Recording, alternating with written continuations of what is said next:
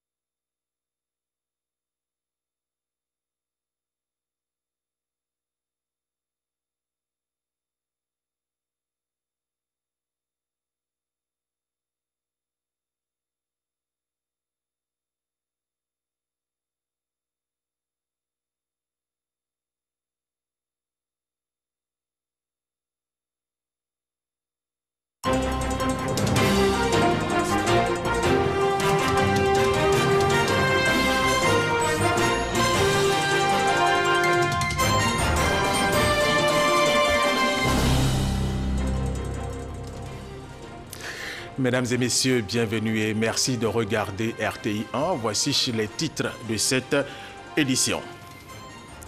Le calme est revenu dans la ville de Diglo ce samedi matin après les incidents de la veille qui ont fait plusieurs blessés dont 2 graves. Les populations vaquent à leurs occupations. Le gouvernement a dépêché une délégation sur place conduite par la ministre Anne Désiré Ouloto pour trouver une solution au conflit. La police nationale a fait le bilan de la 3e phase de l'opération de sécurité dénommée Épervier 3, un bilan jugé positif. Plus de 1000 personnes ont été interpellées. Selon la police, la criminalité a baissé dans son ensemble depuis le lancement de l'opération. Et puis le gouvernement espagnol s'est réuni ce matin à Madrid pour adopter des mesures destinées à reprendre le contrôle de la Catalogne. Pour l'essentiel, le gouvernement catalan est suspendu. Ses pouvoirs sont transmis au gouvernement central. Voilà, nous débutons ce journal avec quelques minutes de retard. Toutes nos excuses. Commençons par cette information. Le président de la République, Alassane Ouattara, a reçu hier, vendredi, au palais présidentiel, la présidente de la Cour de justice de l'UEMOA, Joséphine Eba Touré. Au terme des échanges, la présidente de la Cour de justice de l'UEMOA a indiqué être venue remettre au président de la République de Côte d'Ivoire, président en exercice de l'UEMOA, des rapports d'activité. Témoin pour RTI 1, Jérôme Kofi Abolin. Une rencontre d'environ 30 minutes, celle entre le président de la République, Alassane Ouattara, et la présidente de la Cour de justice de l'UEMOA, Joséphine Suzanne Eba Touré, ce vendredi. Au chef de l'État ivoirien, par ailleurs président en exercice de l'UEMOA, l'hôte du palais présidentiel dit avoir présenté des rapports d'activité. La Cour de justice de l'Union économique et monétaire ouest-africaine est venue faire une visite de courtoisie et d'information à son Excellence, Monsieur le Président Alassane Ouattara, président de la République de Côte d'Ivoire et président en exercice de la conférence des chefs d'État et de gouvernement de l'UEMOA. Donc nous sommes venus lui présenter le rapport d'activité de l'année 2016-2017 et aussi lui soumettre le programme d'activité de la Cour pour l'année 2018. Pour la présidente de la Cour de justice de l'UEMOA, cette rencontre avec le président de la République de Côte d'Ivoire est une occasion de bénéficier de ses conseils, des conseils qui, selon elle, sont essentiels pour lui permettre de toujours conduire à bon escient sa mission. Jérôme Kofi Abolin, la Cour de justice de l'Union économique et monétaire ouest-africaine, UEMOA, avec sa présidente, a initié un séminaire de formation des magistrats et avocats, ici même à Cocody. Objectif, partager des connaissances sur le droit et la justice. Ahmed Traoré, Citasoro. Partager les connaissances sur le droit et la justice communautaire de l'Union économique et monétaire ouest-africain UEMOA avec un point d'honneur sur le rôle du juge national dans l'application de ce droit communautaire. C'est tout le sens du séminaire de formation des magistrats et avocats qui se tient du 17 au 20 octobre 2017. Il y a eu des échanges fructueux et enrichissants et vraiment le besoin s'est fait sentir de connaître cette nouvelle loi, cette loi communautaire. Et nous pensons que nous allons établir de véritables partenariats de formation et d'échange à l'attention des praticiens du droit et même de toute la population qui est concernée par l'économie et la monnaie. Une approche bien appréciée par les participants. Ce séminaire m'a appris certaines choses sur la procédure, sur son utilité. Et je pense qu'au sortir d'ici, j'aurai davantage recours en fait, à cette cour-là. Et avec les échanges que nous avons eus, nous avons beaucoup appris. Les conférenciers, les juges de la Cour de justice de l'UEMOA sont venus, ils nous ont apporté l'expertise, nous avons échangé. La Cour de justice, consciente de l'importance de sa mission, qui est la pérennisation du processus d'intégration régionale, promet ne ménager aucun effort pour vulgariser le droit et la justice communautaire. Nous vous le disions dans nos titres, le calme est revenu dans la ville de Djiglo ce samedi matin après les incidents de la veille qui ont fait plusieurs blessés dont 2 graves. Les populations vaquent à leurs occupations quotidiennes comme vous le voyez sur ces images. Le gouvernement a dépêché une délégation sur place conduite par la ministre Anne-Désirée Ouloto. Elle rencontre depuis ce matin les communautés en conflit pour mettre fin aux incidents qui ont déjà fait des morts et plusieurs blessés. Le compte rendu de notre correspondante sur place, Herve Bouetao, dans nos prochaines éditions. Le secrétariat auprès du Premier ministre chargé du budget et du portefeuille de l'État a organisé un atelier bilan annuel des conférences et missions internationales des fonctionnaires et agents de l'État de Côte d'Ivoire ainsi que des séminaires dans notre pays à leur intention. Objectif, renforcer les procédures d'exécution et de gestion de ces conférences et missions internationales. Témoin, Justine Saïdjike. En 2017, le gouvernement ivoirien a consenti 5,786 milliards de francs CFA pour les conférences et missions à l'intention des fonctionnaires et agents de l'État à raison de 3,698 milliards de francs CFA pour les réunions internationales et 2,87 milliards de francs CFA pour les ateliers en Côte d'Ivoire.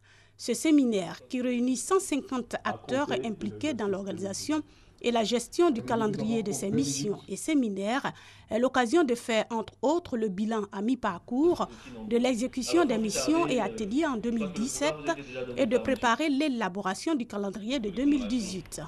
L'innovation majeure cette année, c'est la mise en place d'un système intégré de gestion de ces conférences et missions. Jusqu'à aujourd'hui, des progrès importants ont été faits dans la gestion manuelle de l'ensemble du dispositif administratif qui accompagne l'envoi d'un fonctionnaire ou un agent de l'État en mission. Aujourd'hui, nous réfléchissons à digitaliser ce processus-là en faisant en sorte que l'ensemble des acteurs soient reliés à un système intégré qui permette de prendre en charge de façon plus rapide et de façon plus facile l'ensemble des opérations qu'il faut faire pour envoyer quelqu'un en mission. Chaque année, le gouvernement engage des ressources importantes pour la participation des fonctionnaires et agents de l'État aux réunions internationales et pour l'organisation des ateliers et séminaires en Côte d'Ivoire en vue du renforcement de leurs capacités. La Côte d'Ivoire est présente sur la scène sous-régionale, sur la scène internationale, et cette présence-là se matérialise par l'envoi de fonctionnaires et agents de l'État. D'abord pour les missions de représentation technique, pour des missions de négociation, pour des missions de discussion, pour défendre les intérêts de l'État. La Côte d'Ivoire également est soutenue par une administration dont les cadres continuent de voir leurs capacités se renforcer. Cette rencontre tient donc lieu de l'atelier annuel organisé en vue de s'assurer du bon fonctionnement du dispositif de gestion des missions hors de la Côte d'Ivoire et des ateliers en Côte d'Ivoire. Justine Seydjikesh, des experts de l'Union africaine, du PNUD et de la Côte d'Ivoire ont présenté les résultats de leurs travaux sur la Côte d'Ivoire du futur horizon 2030-2040, voire 2063 des travaux qui vont aider la Côte d'Ivoire dans son processus de développement, nous dit Jean-Luc Gbangbo Kwame. La Côte d'Ivoire, puissance industrielle unie dans la diversité culturelle, démocratique et ouverte sur le monde. Telle est la vision de développement énoncée dans la 4e étude prospective Côte d'Ivoire 2040. Mais comment atteindre ce niveau de développement? Un peuple sans vision n'a pas d'avenir. Il faut savoir exactement où est-ce qu'on va. Les stratégies sont un ensemble de révolutions, de transformations impératives que la Côte d'Ivoire doit réaliser pour concrétiser la vision de développement. Il y a ce qu'on appelle le mécanisme de suivi, le mécanisme de veille stratégique qui permet donc d'encadrer l'évolution de la Côte d'Ivoire. Si ça va bien, on dit que ça va bien. Si ça ne va pas bien, on dit que ça ne va pas bien. Et on tire sur la sonnette d'alarme pour que les autorités du pays puissent faire les ajustements nécessaires. L'étude Côte d'Ivoire 2040, commandée par le gouvernement ivoirien, s'inscrit dans le prolongement d'une tradition prospective amorcée depuis les années 70 et qui a fait ses preuves. Les résultats des études nationales prospectives ont été mis au service des stratégies à court et moyen terme, définies dans les plans quinquennaux des années 60 et 80, qui ont valu à la Côte d'Ivoire la reconnaissance de ses performances à travers le vocable de miracle ivoirien. Les projections prospectives ont donc servi de base à l'élaboration de la stratégie de développement de notre pays. L'atelier de concertation a été également l'occasion de présenter les principaux objectifs de développement durable à atteindre à l'horizon 2030, ainsi que les aspirations déclinées dans l'agenda 2063, qui ne sont autres que les nouveaux défis à relever dans le courant du prochain demi-siècle. Le directeur des examens et concours du ministère de l'Éducation nationale, de l'enseignement technique et de la formation professionnelle a organisé un point presse. Au cours de cette rencontre, Mariam Dosso Nimaga a procédé au lancement officiel des inscriptions aux examens scolaires session 2018, débuté le lundi 16 octobre. Les inscriptions prendront fin le 15 décembre prochain. Adrienne Grascando. Un mois après la rentrée scolaire, l'heure est en ce moment à une autre étape du calendrier scolaire. Il s'agit des inscriptions aux examens scolaires à session 2018. Ces inscriptions ont démarré depuis le 16 octobre pour s'achever le 15 décembre prochain. Elles concernent les élèves des classes du CM2, de 3e et de terminale, ainsi que les prétendants à la candidature libre. L'inscription aux examens scolaires s'effectue en 3 grandes étapes. La préinscription via le site de la DECO, www.men-deco.org. Le paiement au trésor des droits d'examen collectés par l'établissement auprès des élèves ou acquittés par les prétendants à la candidature libre eux-mêmes à raison de 500 francs pour le CEP, 2000 francs pour le BEPC, 5000 francs pour le baccalauréat. Enfin, la validation des candidatures dans les directions régionales ou départementales. Des recommandations ont été faites à tous ceux et celles concernés par le processus. Les IEP, les chefs de circonscription primaire, les chefs d'établissement, ils doivent s'assurer que tous les élèves des classes d'examen figurent dans le fichier des préinscrits sur les plateformes AGCP et AGCE. L'inscription en ligne de chaque élève doit absolument avoir été faite à la rentrée scolaire pour les élèves de 3e et de terminale. Aux prétendants à la candidature libre, ils doivent se préinscrire eux-mêmes directement sur les plateformes et imprimer leur fiche de préinscription, puis s'acquitter des droits d'examen au Trésor et enfin se rendre dans les drains d'Eden pour valider leur inscription dans les délais. Selon le directeur des examens et concours, ces dernières années, l'organisation des examens scolaires est à l'ère du numérique. Les évaluations de fin d'année se font via le net. 200 000 producteurs de cacao de 4 pays de l'Afrique de l'Ouest vont bénéficier du programme CORIP, programme de réhabilitation et d'intensification de la culture du cacao. Ce programme est initié par l'organisation non gouvernementale internationale Solidaridad West Africa des Pays-Bas. Jean-Luc Gbangbo Kwame. C'est au regard des résultats satisfaisants de la phase 1 du programme de réhabilitation et d'intensification des cacao, CORIP, expérimenté au Ghana que Solidaridad West Africa a décidé de l'étendre à 4 pays producteurs de cacao en Afrique de l'Ouest: la Côte d'Ivoire, le Ghana, le Libéria et la Sierra Leone. En 3 années de mise en œuvre au Ghana, sur la période 2013-2017, 20 centres ruraux de services CRS ont été établis dans 4 principales régions productrices de cacao. 32 produits et services ont été fournis à travers les différents CRS et à ce jour, plus de 35 000 producteurs de cacao ont participé à ce programme. Les producteurs, ce qu'ils gagnent, c'est d'avoir dans un lieu bien précis l'ensemble des services qui sont importants pour permettre une intensification de la culture. En parlant de services, vous avez des services liés par exemple aux formations sur la gestion de la fertilité des sols. Ensuite, le programme aussi permet de former les paysans sur les bonnes pratiques agricoles, de mettre à leur disposition aussi des intrants de bonne qualité et à bon coût surtout. Et le programme aussi permet à ce que les services, comme les services financiers, puissent être mis à disposition des producteurs. Cet atelier, qui est une rencontre de consultation des parties prenantes pour les phases 2 du CORIP, a été l'occasion pour le représentant du ministre de l'Agriculture et du Développement rural de traduire l'engagement du gouvernement ivoirien de soutenir toutes les initiatives visant à sortir les producteurs de cacao de la précarité. Nous ne pouvons pas continuer de faire l'agriculture cacaoyère en tenant compte des ressources naturelles actuelles comme nos parents l'ont fait. Ça, ce n'est pas possible. Donc il faut pouvoir adapter la création de la richesse à partir du cacao par rapport au maintien et la conservation, la préservation et même au renforcement des capacités de fournir de l'énergie et de la nourriture à nos cacaocultures par rapport aux ressources naturelles que nous avons. Pour cette phase 2 du programme de réhabilitation et d'intensification des cacao, CORIP, ce sont 200 000 producteurs de cacao des 4 pays concernés qui vont bénéficier de ce programme. Autre sujet, sachez qu'à cause de l'existence des marchés de rue des médicaments, le secteur pharmaceutique légal enregistre chaque année une perte de 40 à 50 milliards de francs CFA, dont plus de 5 milliards destinés aux caisses de l'État de Côte d'Ivoire.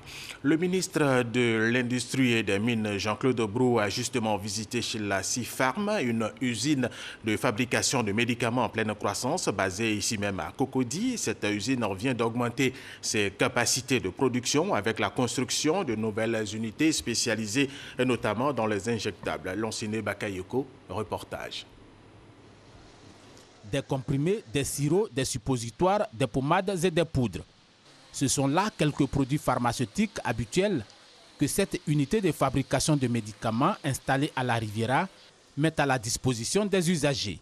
Aujourd'hui, l'usine élargit son champ d'action avec les solutions injectables. Le résultat d'une volonté politique affichée qui incite à investir dans ce secteur avec pour objectif de réduire la facture de l'importation. Donc nous allons dépendre moins des produits importés. Ça va faciliter l'accès aux médicaments parce que ça va permettre de réduire les coûts pour les médicaments. Donc l'accès, si on produit localement au lieu d'importer, qu'est-ce qui va se passer? Évidemment, les malades pourront avoir beaucoup plus facilement les médicaments parce que ce sera un coût moins élevé. La nouvelle ligne dédiée aux injectables permettra de conforter la capacité de production du site de près de 100 000 poches par an. La conquête de l'Afrique est ainsi engagée. Après la Côte d'Ivoire, continuer à rayonner sur le reste de l'Afrique, en commençant bien sûr par l'Afrique de l'Ouest, s'étendre sur l'Afrique centrale et l'Afrique de l'Est. La Côte d'Ivoire, pays attractif pour les investissements dans le domaine de l'industrie pharmaceutique, il s'agit maintenant de tenir compte du caractère stratégique des médicaments. Il était important qu'après avoir maîtrisé la chaîne de la commercialisation, la chaîne de la logistique, les acteurs ivoiriens, en particulier d'abord les pharmaciens, puissent faire une intégration en amont au niveau de la production, donc de l'industrie. Le secteur pharmaceutique ivoirien, c'est aujourd'hui 9 unités de production, dont seulement 5 actives, 700 officines, 10% de la demande nationale, 100 milliards de francs CFA générés. Des chiffres largement en deçà des objectifs nationaux, surtout comparés aux Ghanéens et Nigérians. Allons maintenant au deuxième grand titre de cette édition. La police nationale a fait le bilan de la troisième phase de l'opération de sécurité dénommée Épervier 3, un bilan qui part du 13 octobre au 19 octobre. Plus de 1000 personnes ont été interpellées, des armes blanches ont été saisies et des trafiquants de drogue ont été appréhendés. Au dit de la police nationale, la criminalité a baissé dans son ensemble depuis le lancement de l'opération à Boussanogo. 1970 personnes, dont 2 prostituées, ont été interpellées, aussi bien dans les fumoirs, les maquis, les bars et les gares anarchiques au cours des rafles de nuit. 59 ont fait l'objet de déferrements. 5 grammes d'héroïne, 828 boulettes de cannabis, 2585 mèches de cannabis, 86,5 paquets de cannabis, 10 sacs de cannabis et une importante quantité de produits pharmaceutiques non enregistrés ont été saisis. À cela s'ajoute la saisie de 2 pistolets automatiques, dont une arme factice, 115 armes blanches, 21 véhicules aux vitres teintées, 753 motos, 16 800 CD pornographiques, 214 affiches pornographiques et 7 banderoles. 8 grands dealers, reconnus comme barons de la drogue, ont été appréhendés et ils ont également fait l'objet de déferrements. C'est ce qui ressort du point de situation hebdomadaire de l'opération Épervier 3. Il est constaté, selon le préfet de police d'Abidjan, une baisse de la criminalité dans son ensemble. Nous pouvons confirmer que le sentiment d'insécurité que nous avons connu à un moment donné au sein de la population ivoirienne est en nette régression. Et nous sommes déterminés à aller jusqu'à ce que le sentiment de sécurité habite chaque Ivoirien dans son espace de vie. Le phénomène des enfants en conflit avec la loi est en net recul. Le phénomène des enfants en conflit avec la loi se fait ressentir de moins en moins. Cela fait plus de 2 semaines, nous n'avons pas encore été interpellés pour un tel cas. C'est nous qui avons les baromètres de la sécurité en main. Et quand on parle d'enfants en conflit avec la loi, quelquefois ça nous surprend parce que sur 200 individus interpellés, il y a tout au plus 2-3 enfants mineurs. L'opération Épervier 3 est un ensemble d'actions de police qui vise à lutter contre la criminalité sous toutes ses formes. L'opération Épervier 3 s'étend aussi à l'intérieur du pays, à Odiné, au nord-ouest de la Côte d'Ivoire. La police a sévi, des bandits ont été arrêtés, des kilogrammes de drogue ont été saisis. Konaté Moussa. Victime de vol à son domicile, Ousmane Traoré, fonctionnaire à Odiné, reçoit des mains de la police ses appareils. J'ai été victime d'un vol le dimanche 1er octobre 2017. Le samedi 14, les objets ont été retrouvés. Et le dimanche 15, la police m'a appelé pour la remise des objets volés. C'est l'occasion de remercier la police pour tous les efforts. Les voleurs d'Ousmane sont aux arrêts. En plus, les forces de sécurité d'Odiné ont saisi plus de 28 kg de drogue et des médicaments non enregistrés. Aussi, une vingtaine de motos mises en fourrière et 10 individus interpellés. Toutes ces actions s'inscrivent dans le cadre de l'opération Épervier, initiée par la police nationale. Des résultats obtenus avec l'aide des populations, selon le préfet de police. Le directeur général de la police nationale, lors du lancement de l'opération Épervier 3, il avait demandé la collaboration des populations afin que la police soit plus efficace et plus efficiente. Je voulais en témoigner ici pour dire que la collaboration avec les populations nous a permis d'avoir ces résultats-là. L'opération Épervier est à sa 3e phase. Elle s'effectue dans tout le pays. La préfecture de police d'Odiéné rassure. La traque des malfrats et autres auteurs de délits va se poursuivre pour une meilleure sécurisation des personnes et des biens. Le magazine boursier Flash Bourse diffusé sur les antennes de la RTI le sera aussi sur la télévision nationale sénégalaise. Le lancement de cette coopération a eu lieu à Dakar. Les différentes parties ont exprimé leur volonté de rendre cette collaboration fructueuse. Le compte rendu de nos confrères de la RTS. La BRVM investit le petit écran, celui de la RTS à travers une toute nouvelle émission. Flash Bourse, chaque soir sur la télévision nationale du Sénégal, Flash Bourse va décrypter le fonctionnement de la bourse.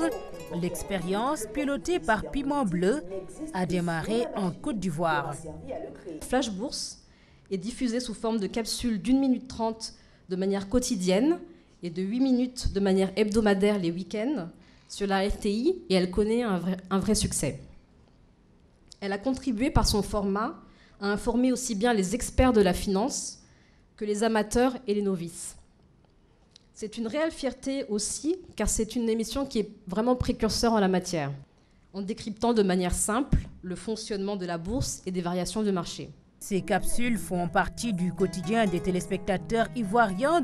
La radiodiffusion télévision ivoirienne partage son expérience.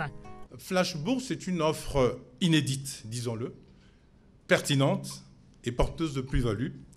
Une aubaine pour nos chaînes de services publics, car vous êtes d'accord avec moi, monsieur le directeur général de la RTS, que le temps où les radios et les télévisions publiques s'enfermaient dans leur certitude de médias solidement amarrés au denier de l'État, ce temps est bien révolu. Autour du public sénégalais de suivre au quotidien les variations de la bourse, ce sera un des grands moments de télévision que la RTS s'est proposé.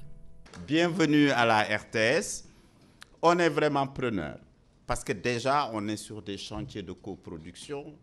À l'occasion d'un Discope il y a 2 ans, on a pu échanger sur beaucoup d'aspects parce qu'on a tous souci de voir comment véritablement offrir les meilleurs programmes, mais les programmes aussi qui nous permettent à nous, Africains, de nous décomplexer. La Bourse régionale des valeurs mobilières résume l'enjeu d'investir les médias. C'est l'information qui gouverne les marchés. Le lancement de Flash Bourse aujourd'hui à Dakar vient à point nommé, car la BRVM a de plus en plus besoin, à cette phase de son développement, de nouveaux investisseurs et d'une épargne plus abondante pour satisfaire les besoins croissants de nos États et de nos secteurs privés, particulièrement des PME. La BRVM, Bourse régionale des valeurs mobilières, en est à 43 sociétés cotées et 7 000 milliards de capitalisation boursière. Des performances à accroître via de nombreux outils. Flash Bourse en fait partie. À suivre sur la RTS, 1 minute 30 du lundi au vendredi, 8 minutes les dimanches. Sur la situation du marché, à la semaine prochaine.